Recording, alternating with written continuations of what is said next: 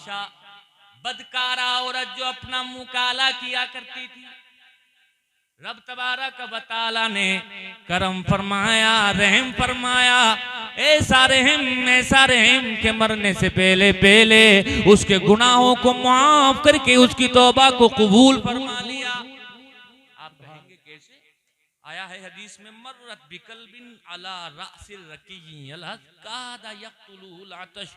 वो जा रही हैं, जाते जाते उसकी नजर एक कुत्ते पे पड़ गई, लेकिन वो कुत्ता मामूली कुत्ता नहीं, प्यास की शिद्दत की वजह से उसकी जबान बाहर आ गई। शिद्दत की धूप पड़ रही है, प्यास की शिद्दत ने उसको तड़पाया। वो कुएं के करीब गया कि प्यास को बुझा लिया जाए, लेकिन पानी इतना नीचे कि वो पहुंच नहीं पाया।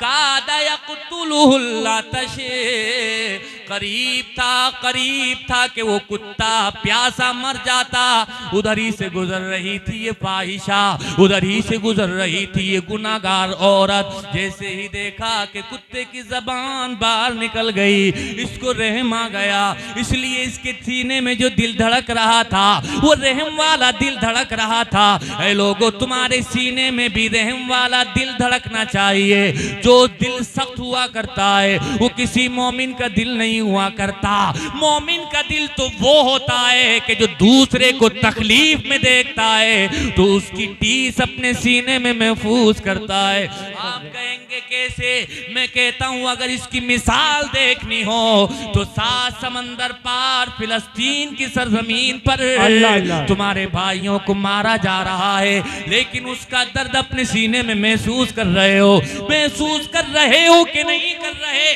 अरे यही तो ईमान है, यही तो इस्लाम है, यही तो शेख सादी ने इरशाद फरमाया, बनी आदम आज़ाए यकदी गरन, के बनी आदम हजरत आदम अलैहिस्सलाम की औलाद दुनिया में कहीं भी रहे, लेकिन वो एक आज़ा की तरह है, एक उज़्व की तरह है। किसी एक उज़्व को भी तकलीफ होगी तो बदन का हर हर हिस्सा उसके दर्द को महसूस करेगा। बेशक बेशक। आपकी उंगली कट जाए तो ये बताएं, दर्द उंगली में ही होगा या पूरा बदन उसका एहसास करेगा? जोर से बोलें, जोर से बोलें। पूरा बदन एहसास। यही फरमाया, बनी आदम आज़ाए यकदी गरन, बनी आदम हजरत आदम अलैहिस्सलाम की औलाद ये एक आज़ा की तरह है, यानी रहने वाला कहीं का भी हो, लेकिन अगर ईमानी रिश्ता है, मोहब्बत का रिश्ता है लोगों, अगर उसको दर्द हो तो उसकी टीस अपने सीने में महसूस हो जाए। तुम मुबारक हो तुम्हारे सीने में जो दिल धड़क रहा है वो सच्चे पक्के मुसलमान का धड़क रहा है। सुभान अल्लाह, सुभान अल्लाह। भाई लोगों, इसका दिल धड़का, कुत्ते को देखा, रहम आ गया। रहम आना चाहिए, एक मोमिन की पहचान है। वो कहा है, आया है हदीस में कि तुम जमीन वालों पर रहम करो, आसमान वाला तुम पर रहम करेगा। सुभान अल्लाह, सुभान अल्लाह। शेख सादी ने एक वाकया और लिखा है कि एक बादशाह की ना तबीयत खराब हो गई। तबीयत ऐसी खराब हुई कि बड़े बड़े हकीम आए, बड़े बड़े तबीब आए, और आने के बाद कहा इसका इलाज नहीं है। बादशाह मायूस हो गया, क्योंकि तमाम तबीबों ने अपनी तबाबत को, अपनी हकीमी को आजमा लिया, तमाम नुस्खे आजमा लिए गए। बादशाह से कहा, बादशाह सलामत, अब आप बाकी नहीं रहेंगे, आपको ये मर्द अपने साथ लेकर के जाएगा। ऐ लोगों, इसी दौरान आया है किताबों में, एक हकीम आया, हाजिक हकीम। आने के बाद उसने कहा, बादशाह साहब आप ठीक हो सकते हो, आपके मर्ज की दवा मेरे पास मौजूद है। कहा जल्दी से बताओ। कहा एक जवान, ऐसा जवान के फला फला सिफात उसके अंदर मौजूद हो, उसको मेरे पास लेकर के आओ, और जब वो आ जाएगा तो उसके जिस्म का फला पार्ट काट करके तुम्हारी बॉडी में लगा दिया जाएगा, उससे तुम तंदुरुस्त तवाना हो जाओगे, तुम्हारा मर्ज ठीक हो जाएगा, तुम सेहतमंद हो जाओगे। जरा गौर से समाअत करना है लोगों, जब ये बात हुई कि एक जवान को बुलाओ, ये सिफात उसके अंदर होनी चाहिए, फला पार्ट उसकी बॉडी का निकाला जाएगा, निकाल करके तुम्हारी बॉडी में डाला जाएगा, तुम ठीक हो जाओगे। अब बहुत तलाशा गया, बहुत तलाशा गया, आखिरकार वो जवान मिल गया। लेकिन जब वो बादशाह के सामने जवान आया ना, तो जाहिर सी बात है किसी की जान लेकर के बादशाह की जान बचाना ये ऐसे हो कैसे सकता है। उसके लिए इजाजत चाहिए। इजाजत किसकी इजाजत चाहिए? काजी की इजाजत। ऐ लोगों, काजी भी वो ऐसी थे कि चंद दिरहम दिनार में बिक गए, उन्होंने भी इजाजत दे दी। और इजाजत क्या दी कि बादशाह की जान बचाने के लिए रिआया में से किसी एक का कत्ल करना जायज है। यानी उन्होंने उसके जायज होने का फतवा दे दिया। यानी इस जवान की जान बादशाह की जान बचाने के लिए ली जा सकती है। ऐ लोगों, अब बादशाह अपनी जान बचाने के लिए उसकी जान लेना चाहता है। काजी ने भी फैसला कर दिया है। उसके माँ बाप सामने खड़े हैं, लेकिन कोई कुछ कह नहीं रहा है। माँ बाप है, जबान उनकी खामोश है। ये जवान है, ये भी खामोश खड़ा है। ए लोगों, जब किसी की मौत सामने से हो, सामने दिख रही हो मौत, ऐसे वक्त में इंसान रोता है, ऐसे वक्त में आंसू बहाता है। लेकिन ये जवान था कि ये रो नहीं रहा है, बल्कि ये मुस्कुरा रहा है। बादशाह को बड़ा ताज्जुब हुआ और कहा, भाई ये मुस्कुराने की वजह क्या है? मुस्कुराने के पीछे सबब क्या है?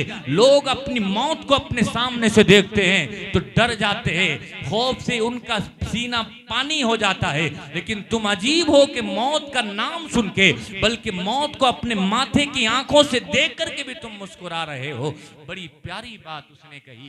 कहा, जब किसी पर कोई जुल्म करता है तो अपने आप को बचाने के लिए, अपनी सेफ्टी, अपनी सिक्योरिटी के लिए, अपने आप को पनाह देने के लिए वो बादशाह के पास आता है। कभी बादशाह के पास अगर पनाह नहीं मिलती तो वो काजी के पास आता है कि काजी साहब, मेरे साथ जुल्म हो रहा है, आप फतवा देकर के मेरे जुल्म का इंसाफ कराइए। लेकिन आज हालात बिल्कुल गैर है। मुझ पर आज जुल्म कोई रियाया का शख्स नहीं कर रहा है, बल्कि बादशाह मेरे सामने मौजूद है। मुझे कत्ल करने का हुक्म बादशाह ने दिया है। और काजी जिसके पास फरियाद रखी जाती है, जिससे शरीफ फैसले मतलूब होते हैं, जिससे दीनी रहनुमाई हासिल की जाती है, लोग उसके पास जाते हैं मायूस होकर। लेकिन काजी ने ऑलरेडी मेरे कत्ल का फैसला सुना दिया है, मेरे कत्ल को जायज करार दिया है। अब मैं किसके पास अपनी फरियाद लेकर के जाऊं? बस मैं हंस रहा हूं ये सोच करके, अब मैं कहूं तो किससे कहूं? लेकिन हाँ, मेरे दिल में ख्याल आता है, मैं अपने रब से तो फरियाद कर सकता हूं। व उफ़व्विदु अमरी इलल्लाह, मैं अपने मामले को अल्लाह के सुपुर्द करता हूं, मैं अल्लाह से फरियाद करता हूं। उसने अल्लाह की जानिब लो लगाई और बादशाह से कहा, मेरे कत्ल का तुम्हारे पास ये बताओ जवाब क्या होगा? ऐ लोगों, बात समाप्त करते चलिएगा। क्या कहा है आपके मेरे पैगंबर ने? तुम जमीन वालों पर रहम करो, आसमान वाला तुम पर रहम करेगा। ऐ लोगों, जब इतनी बात कही है ना, बादशाह का दिल पिघल गया। बादशाह को ख्याल आया, अगर आज मैं इसकी जान लेकर बच भी गया तो कल भी मौत का फरिश्ता मेरे पास आएगा, मौत से तो मैं फिर भी नहीं बच पाऊंगा।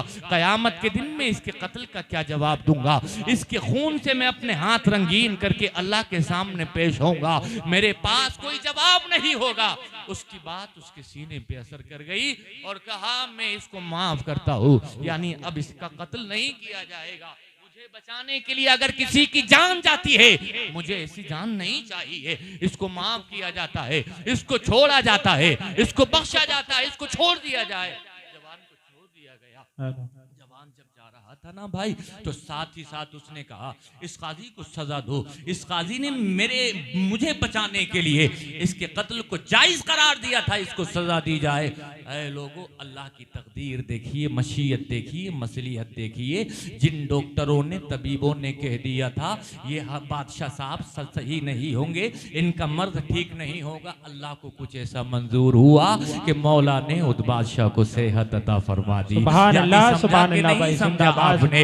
यानी किताबों में आया है, रब तबारक व तआला जब किसी को किसी दवा के जरिए से सेहत देना चाहता है, तंदुरुस्ती देना चाहता है, तवानाई देना चाहता है, तो वो दवा उस पर असर कर जाती है। लेकिन किसी दवा से सेहत मतलूब नहीं होती, तो उस दवा और शख्स के बीच में एक फरिश्ता हाइल कर दिया जाता है। वो फरिश्ता बीच में आ जाता है जो दवा को मरीज तक पहुंचने नहीं देता, इसलिए वो दवा अपना असर नहीं करती है। यानी एक बात जो मैं आपसे अर्ज करना चाह रहा हूँ वो बात ये है कि मोमिन के सीने में रहम होना चाहिए। इंसान जब रहम करता है उस पर भी रहम किया जाता है। ये गुजर रही थी, इसने क्या देखा, ये कुत्ता तड़प रहा है, प्यास की शिद्दत की वजह से इसकी जबान निकल आई है। उसके चलते हुए कदम रुक जाते हैं और रुक करके आए लोगों वो अपना दुपट्टा अपने दुपट्टे में अपने मौजे को बांध लेती है। हदीस शरीफ के अल्फाज हैं फनज़ात खुफ़ा, उसने अपने मौजे को उतार लिया।